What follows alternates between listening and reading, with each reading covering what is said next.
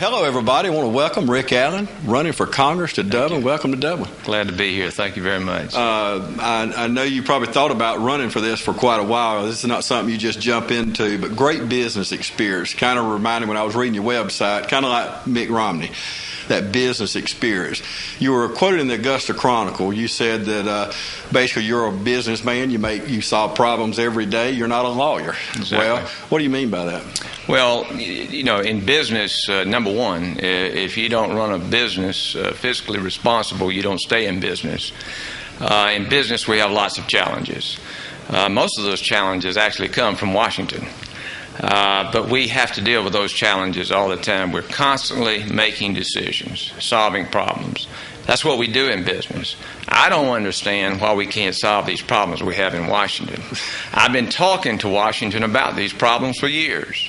And they say, you know, we can't do anything about this. Why don't you come up here and see if you can do something? So that's what I'm doing. I'm going to go to Washington and solve problems. Well, right before I came, I got an email from Senator Chambliss, and they voted on a bill yesterday, Senate Bill 2204. Basically, in the middle of these skyrocketing gas prices, they're going to want to tax the energy companies even more. Agree or disagree? Disagree with the increase in taxes right now with this economy the way it is. You know, the best incentive for hard work is lower taxes and entrepreneurship, and that's what we need in energy right now. We need people working on ways to increase our energy, and the best way to do that is to keep taxes as low as possible. I noticed you had a Facebook. We love ours at the station. Yeah. We get a lot of questions. Right. Family values is very, very important to our viewers. Yes. Tell them what you think.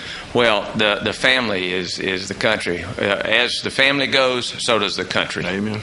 And you know, the family's under attack, and we have got to restore the family.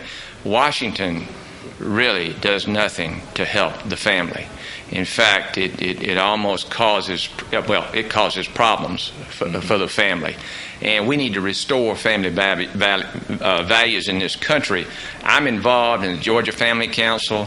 I'm involved in family life out in Little Rock, Arkansas, and I'm also involved in Focus on the Family.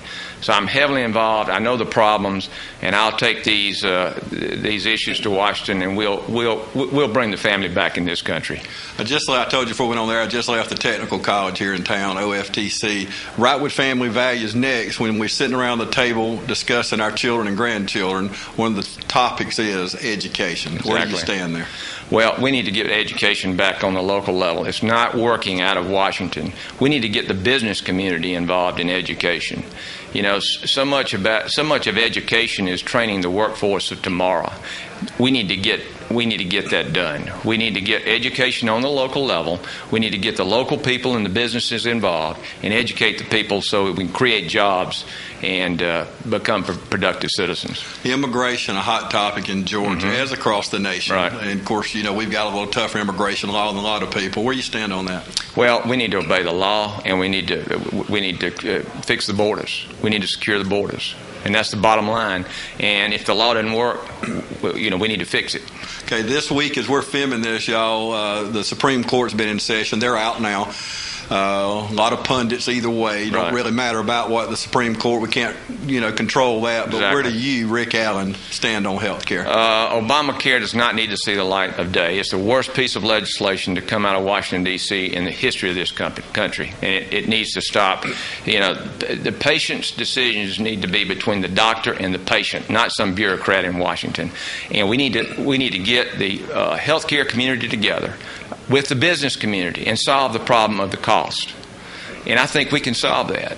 But you're not going to solve it in Washington. Yeah, right about that. 12th District, brand new. You've got John Barrow, which is basically I don't think even lives in this district. Yeah. What do you think about that? I know it's the law, and that bothers a lot of people around. I can tell you on our Facebook and our website, we get a lot of that. But, you know, a lot of people think you should live around the people, as you do, I know. But what do you think about that? People live in other places and run in a certain district. So.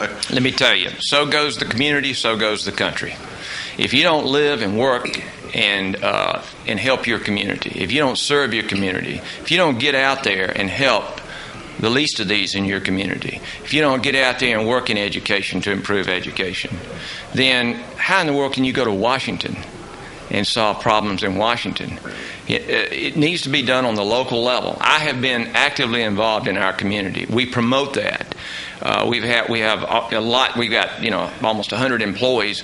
We encourage them to get involved in the local community. I invite you to go to my website. The importance of that is that you need, as far as the community is concerned, you must be active in the community. You must know the community. I know the 12th district. I know the issues in the 12th district. Mm-hmm. And how you can go to Washington and represent a district that you don't know and you haven't worked in, and you haven't served to help others. I don't know how you can do it.